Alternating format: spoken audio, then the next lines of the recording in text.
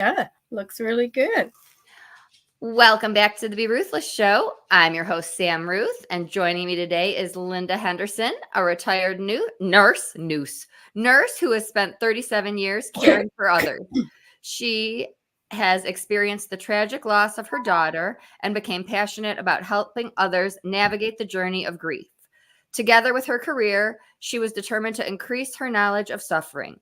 She has certificates in professional grief and development, coping with child loss and bereavement, counseling, and her journey has shaped her and given her the determination to live life to the fullest. 9 years into her grief, she decided to put her pain and suffering into words and wrote her book, The Road of Love and Hope. Since publishing the book, her new purpose and vision is to share her story to provide inspiration, hope, and empowerment to people suffering from grief and other adversities of life. Thank you so much for being here, Linda. And Linda is recovering like so many others with a cold. And pardon us if we cough during this, but thank you for making time while you're under the weather. Thank you for having me. It's my pleasure to be able to talk about my love story and my Andrea. Thank you. Tell us a little bit about Andrea. Pardon? Tell us about Andrea. Andrea was 27 years old, happily married at that stage in her life where, they had just purchased a new house.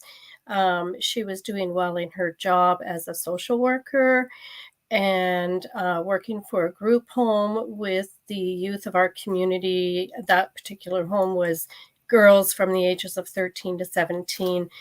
And she had a 2-year-old little boy at home. Excuse me. And she was pregnant with her second child. And just in the prime of her life, you have that happy, beautiful wedding, and life is going just great. Yeah. So is your grandson 11, almost 11 now? Well, the accident was December 20th, 2011. Tristan was 2 years old, so he's 15 now. 15. Yeah. Yeah.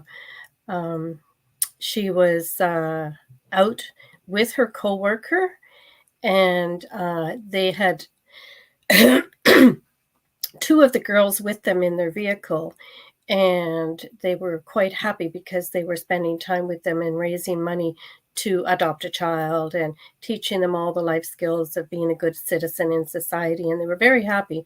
And they had just called the manager of the group home to say, look what we've done. We're really excited. And so they were on their way back to her place of employment, which was about 3 blocks away.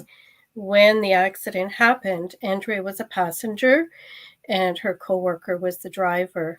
They were stopped, waiting to turn left at the light when a transport truck driver who was distracted, he was texting and driving and having an argument with his girlfriend on the phone. He hit them and pushed them into the oncoming traffic where they were T-boned by another car and both killed instantly. The 2 girls were injured. One was airlifted, and of course they have now lifelong trauma. Excuse me, my throat has a frog. It's so terrifying. And, I have anxiety driving when there's no distractions. Yes. Right? Yes. So think about when you're arguing with someone or when something else is going on. It's so easy. I pulled over just the other night to be able to pay attention to just my dog was a little bit wound up in the back seat and I wanted to give her my attention, but it's so easy to, Yes. Distraction when driving comes in so many forms, right? And we've all been there and we've all been distracted. But when it comes to cell phone use, I mean, that's something that I think is very avoidable and we can all do something about. And that's another passion of mine that I won't go into right now. But the driver, it took 3 years for the trial to end, and he walked away a free man. There was in Canada, we have two. There's careless driving and dangerous driving with death, and of course, he was charged with the dangerous driving, killing two people. The prosecution wanted him. That's criminal. They wanted him to be, receive jail time, and I guess they had failed to submit a piece of paper that was very important, and so the judge could not find him criminally responsible. Yes, responsible for the accident, but not criminally responsible. So he walked away a free man. And that Which adds is, another layer well, to it, the healing journey, or what we go through. People, it does. Yeah. it does. It absolutely does. Mhm. Yes. For all of you, And the dates that we expect, right? People know that we have pain on birthdays and anniversaries, but that's not just the death day for you. There's the trial day and so many other things people might not think about. Right. And I mean, I always said that I never looked to the judicial system for healing, because at the end of the day, it doesn't really matter what the consequences are, because it's me that's imprisoned for life without my daughter, and nothing's going to change that. So, that's how I've dealt with it. That's how I've looked at it. And, that's where it stands with me. He'll have to deal with his consequences, his own personal consequences of the accident. And all I'm concerned about is me. I have to live without my girl. So, Right. And yeah. that's again, the world sees you writing books, Yeah. smiling, Yeah. right? And there's so many invisible things you don't see, the ups and downs, the challenges that you go through, because you've chosen to find the joy, to find the healing part of grief, but there are painful moments that we all go through. So how have you decided to find the healing versus the pain? Well, in the beginning, I walked around like a zombie. I was highly medicated. My husband took time off work and basically, when's the last time you showered? It's time to eat now. I was just detached from my physical being. I was somewhere else. It was like a near death experience. It was like yeah, I guess, living outside of my body. And I was just, so in so much pain that I couldn't even think about those natural, everyday things to live. And that went on for a while. And then he had to go back to work, and it continued. And medication, antidepressants, those things kicked in. And I saw my doctor regularly. She was my lifeline. I had a support group. In those days, the Zoom wasn't what it is today. And, I wish I had it, because I belong to a couple of Zoom groups now, which are wonderful, and it's so supportive. But I did have the, in-person support group. And that, those are all tools that I gathered along the way. And then you realize that your heart is beating, and one day you smiled and you feel guilty about it. But, life slowly enters in. And it's when that happens that the healing is happening, and you don't realize that the healing is happening, but it is. And time pushes you along, whether you want to move along or not. Time pushes you along, and before you know it, you don't know how you made it through one day or 1 month, or how did this happen? How did I live through 1 year without my daughter? But it happens. How did So, you start writing? well, walking for me was another tool that first it's stepping outside the door and walking, I don't know, just seeing the sun, and then gradually, making it more and more, walking around the block. And then I started walking, and it was my time to, I'd walk 45 minutes an hour, just to be away from everyone, just me in nature. and I could scream, yell, argue with God, and talk to Andrea and cry and release all those tears and release all the emotions. And that was so therapeutic for me. I'd come back home and I would be ready to deal with the next wave, you know. But I came home one day after 9 years and said, "That's it. I'm going to write a book." And I told my husband, and he says, "Well, that's great. That's wonderful. I mentioned it before, but this day was, I'm determined. I'm starting today." And I did. And I knew nothing about computers because I'm going to age myself. I did nursing for 37 years, but computers were not a big part of what we did, maybe towards the end of my career. But I knew nothing about sitting down and navigating through the computer. And so he was my teacher. He'd come home from lunch and say, "So did you save it?" I'm like, "Save it? Am I supposed to save it?" But anyway, I got through, and that was what I did. I gradually learned as I was going along, and now I know more about computers. It's therapeutic. People, I was writing, I didn't know I wanted to write books. I was Mhm. writing to get things out of my head, Yes. kind of Oh, like you on your walks. yeah. And writing the book was so. I mean, I can sit here now and say I completely realize how therapeutic it was. But having to sit and put all those words on paper and having to, you know, think about everything in detail, and it was difficult. I would just do it for hours, go to bed, sleep, come back, do it again. Just kind of your brain would just say no more. And but now I can look back and think, wow, that has how I feel now is just amazing.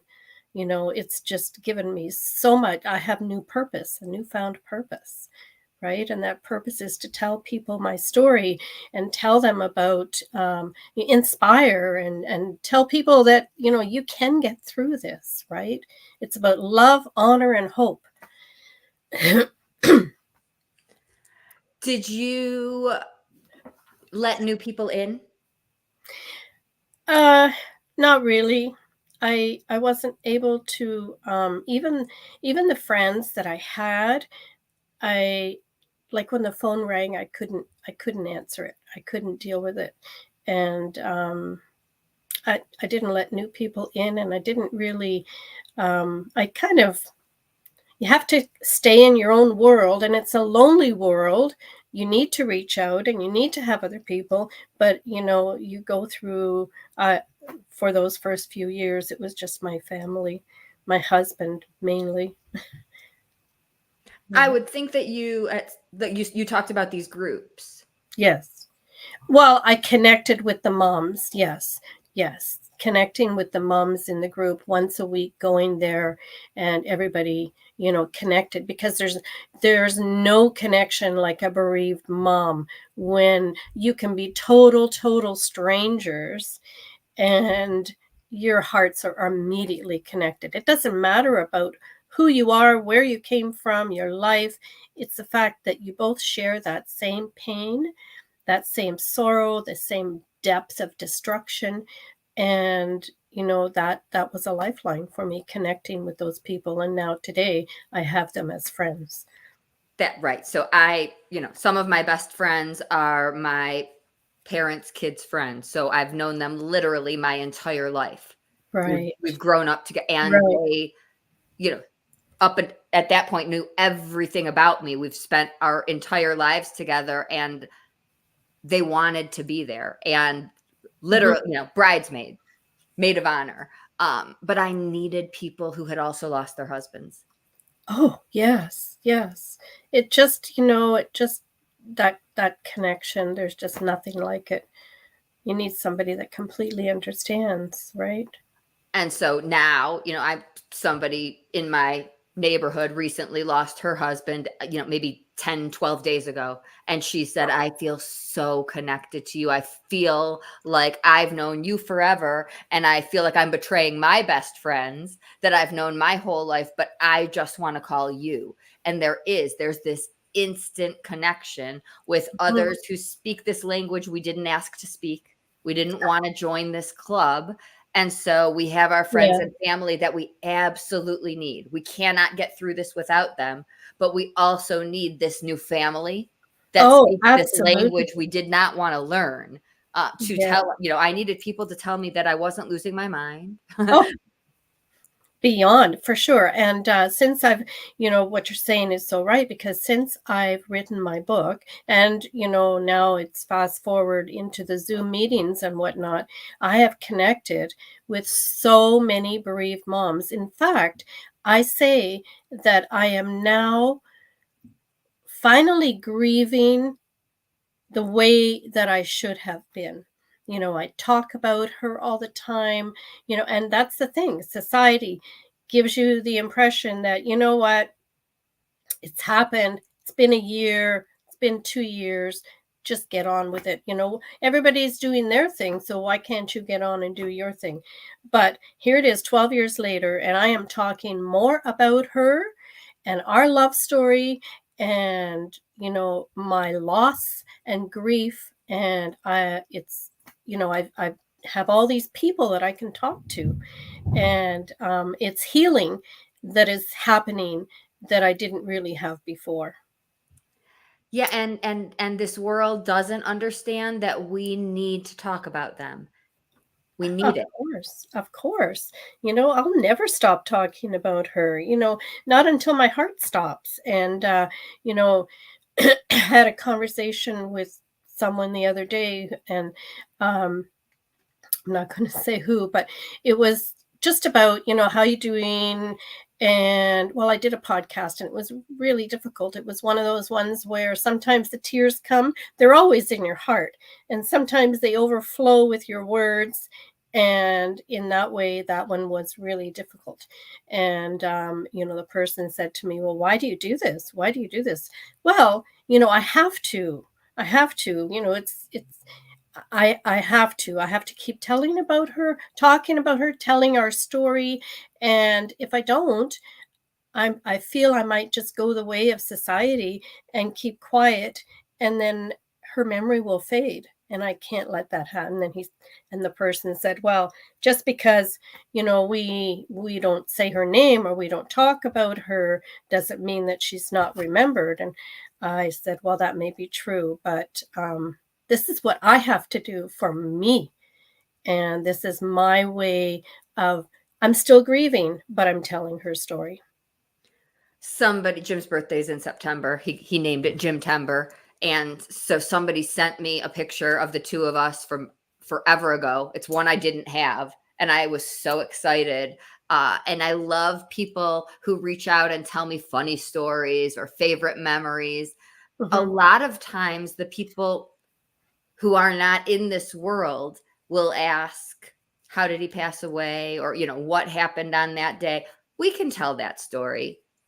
But that's the story we don't want to tell, right? We want to talk about, the stupid stories and, Yeah, who yeah. they are and what they love. And so that's what we're trying to help the world understand, that Mhm. that's how we keep them with us. And so And all of their friends know this, but the people mhm, who don't know them, who didn't get to know them, mhm.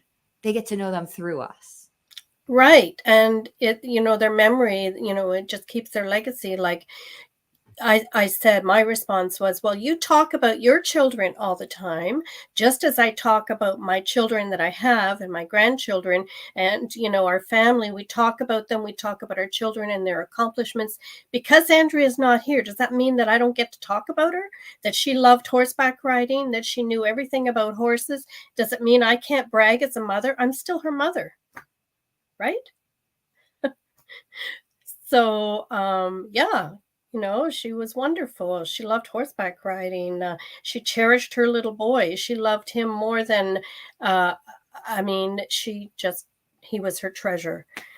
And I'll talk about her forever. She was a wonderful girl, the most gentle soul in the perfect profession ever, because it was a profession where you needed to be patient, understanding, empathetic, all of those things. And she had all of those qualities.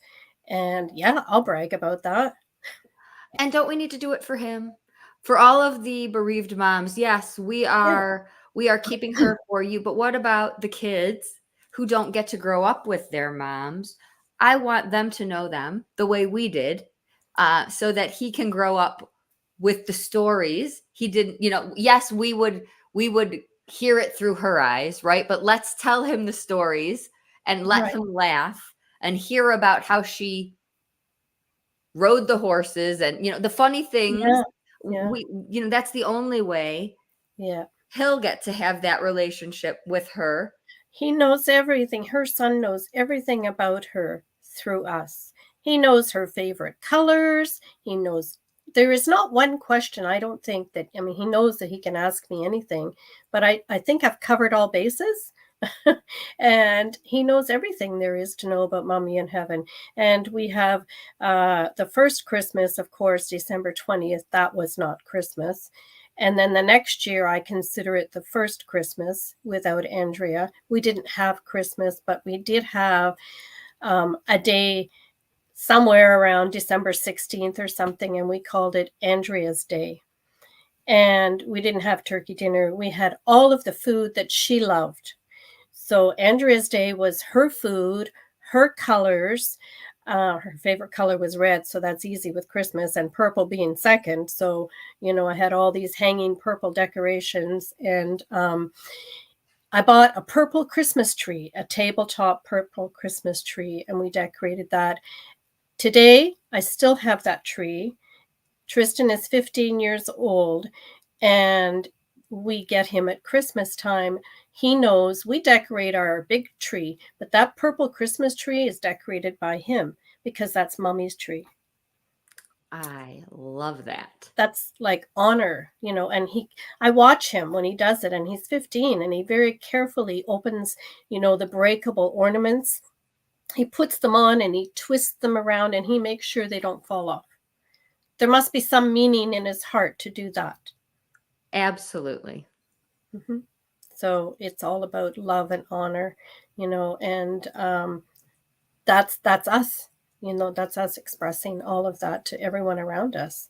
That she's here now with me, I know, but she was here physically. She made an impact in her community. She helped. She was a loving mother. She was intelligent. Yeah, that legacy keeps going. And then, as I also, before she became a social worker, her intent in high school, kids change their mind 1,000 times as to what they want to be when they grow up. She was going to be a journalist because she loved writing and she loved reading. And so one of her projects in high school was writing a children's book. So that children's book is published and available on Amazon as well. What's the name of it? Spooky Meets a Friend. It's about a little black cat that learns to share. So probably ages, I don't know, 2 to 6 maybe, depending on the child. And the story is the story of her black cat, and we're a blended family. So when my husband and I met, we moved in and she had Spooky, her cat, but then my husband had this little beagle. So she wrote the story about how Spooky was jealous and had to learn to share. Okay, we're approaching Halloween. Let's all support and honor. Here's an opportunity to get this book, get it out there. Absolutely. I love that Yeah. so much. Yeah.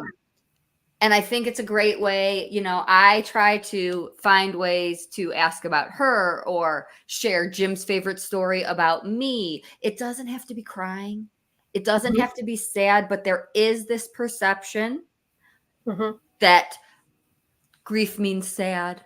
Talking about it makes people uncomfortable, right? My brother was so afraid my nieces would just think Uncle Jim means sad. Right. right? So everybody keeps quiet and nobody says anything. And that's what society says. But my youngest niece, who is 11, talks about him to me all the time and will say, she comes up with ideas. I have his fingerprint on this necklace here, and she will say, we could get Play-Doh and do this. And she comes up with all of the ideas. It doesn't have to be sad. So if we introduce it in ways, kids can be uplifting and teach us in how to have the conversations with them in ways that they can handle. Absolutely. Yes, I totally So agree. I'm going to look for purple trees and think of Kristen always now. And the funny thing is, I have been looking at, after all these years, it kind of needs to be replaced. And it had like, the lights on it, little purple lights and everything. The lights don't work now. So, you get the dollar store ones and put on. So I'm kind of looking around for a replacement. In my heart, I don't know if I can. If I were to see the perfect one, I would.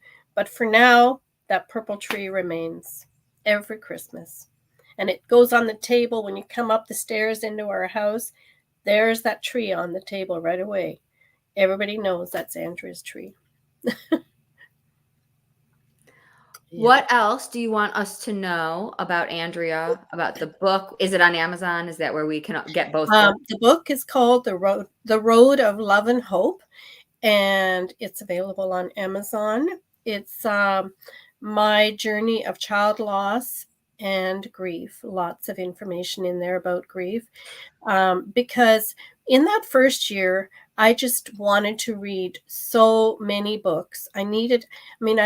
For me personally, I believe in heaven, and I, was born and raised in a Christian home, and I just still needed to read books. So I wanted to read as many near-death experiences, people that, had experienced heaven. And so one of them I read was about, I thought, okay, I'm a nurse. I can understand all this medical jargon. One of them was a neurologist or neuroscientist that had experienced near death. And I was reading the book, and my poor old grief brain said, no, you can't do this. Like it was just too complex. And so when I wrote my book, I thought, you know what? I am going to write this not from any professional. It's from a broken-hearted mama. And it's going to be written as though I'm sitting here talking right now, about how you feel. You are going to feel like your mind, you're going to feel like your brain damaged. You're going to feel like you're losing your mind. You're going to feel like it's the most lonesome experience in the world. And all of those initial feelings right through until, I get to the more uplifting parts of incorporating the love for your loved one and hope.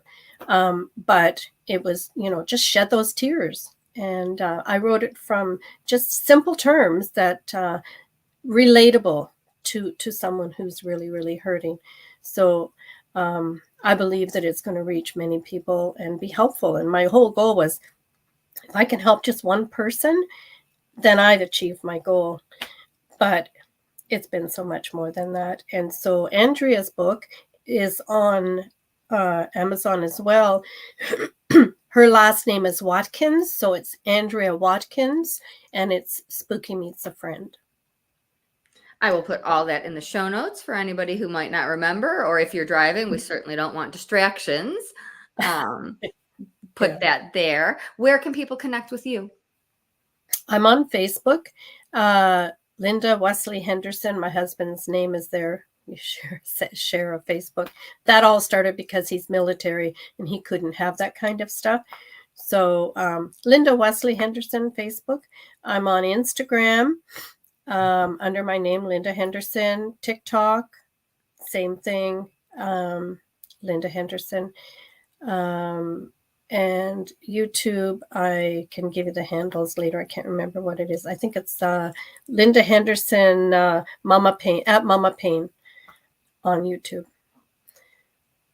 Yeah. Am I forgetting anything? Are there things that you have going on that people should know about that I haven't covered?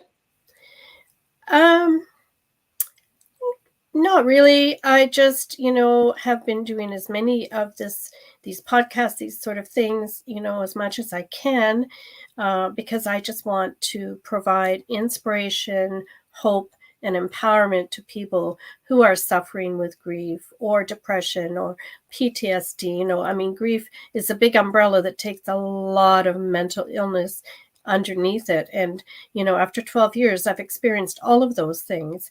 And I just want to provide hope, that it is possible to work through these things. And I think it's, saying yes to life. You have to say yes to life. You have to let life come in, even if it's in small, small increments at a time. If it means smiling, and at first you're going to feel guilty, but then later on, smile without guilt. And I think it's just, allowing, yes, life to come in, and that gives you hope for the next hour, the next day, the next week, because hope is always there. And I think our early years were similar. The zombie going through sleeping. I was doing it because people told me when. Sleep, you're exhausted, eat, you need food to survive. Going through Yeah. the motions and doing it because we have to. We don't necessarily want to. Mhm. Being so deeply in pain that you're just doing what you need to do. It isn't coming from a place of wanting or feeling good and then just somehow going, oh my God, I got through a day or a month. Mhm. That really is real. And if you told me that we went to Japan that first year, I really trust other people's memories. I don't have a clear recollection of what I did, where I went, or how I got there. But you do Mhm. one day say like, oh, I'm doing this thing. I'm getting through it.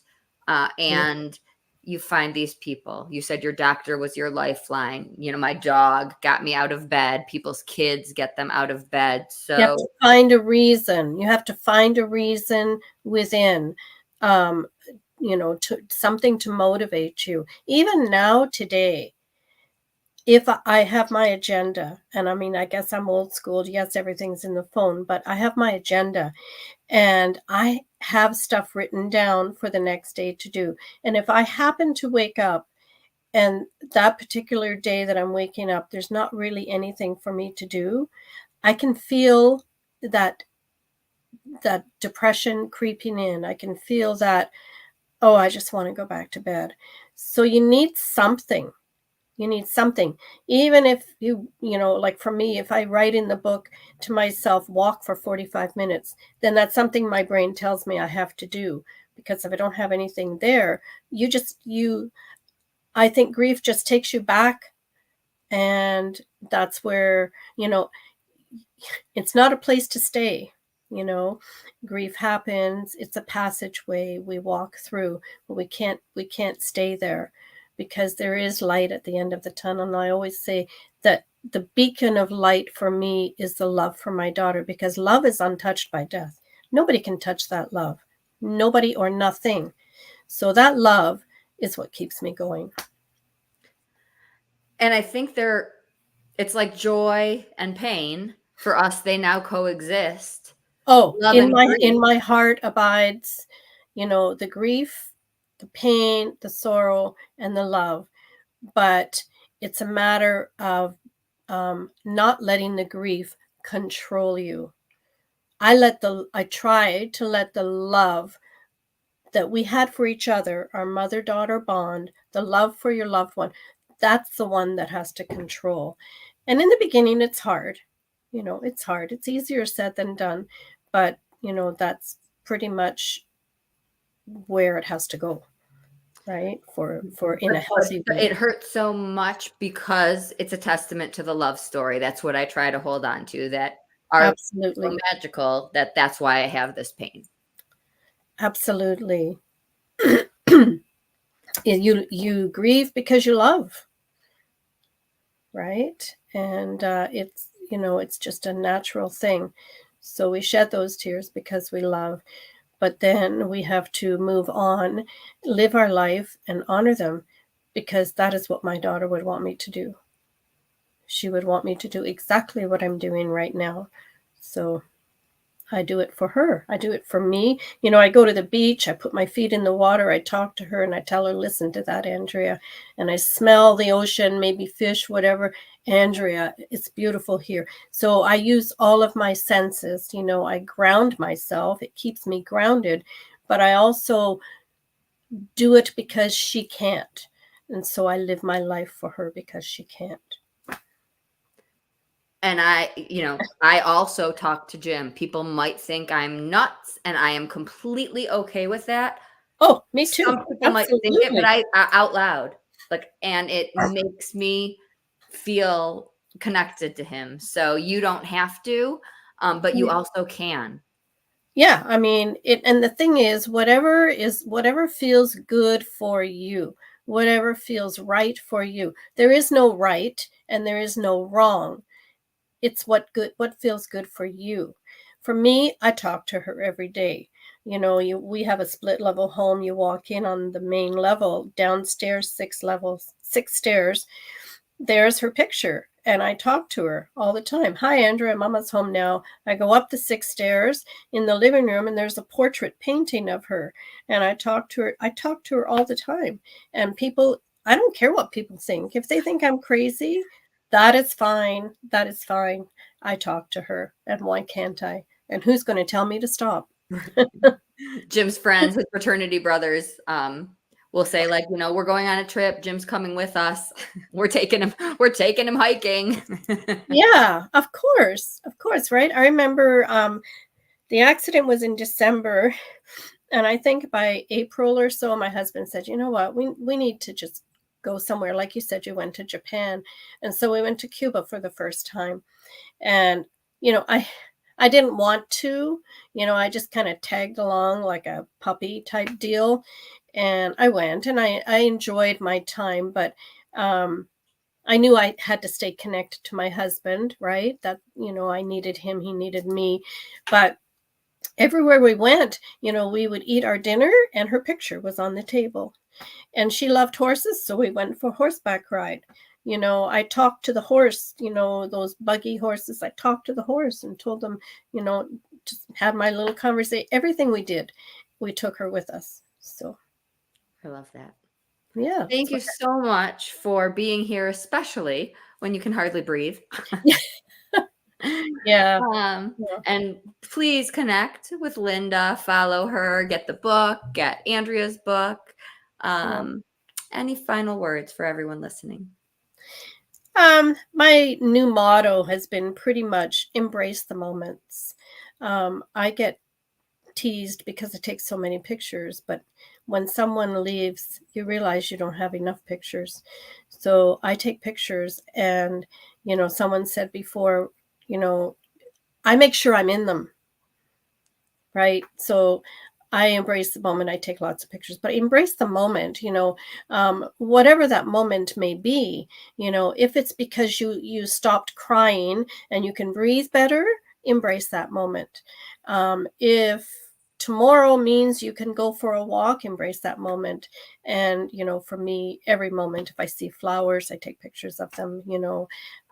Cherish the memories that cause tears right now do give warmth to your heart. So embrace the moments, cherish the memories, and hope for a better tomorrow. Thank you so, so very much. Thinking of Andrea. For everyone, please check out the books, Linda's and Andrea's. Until next time, everyone, always be ruthless.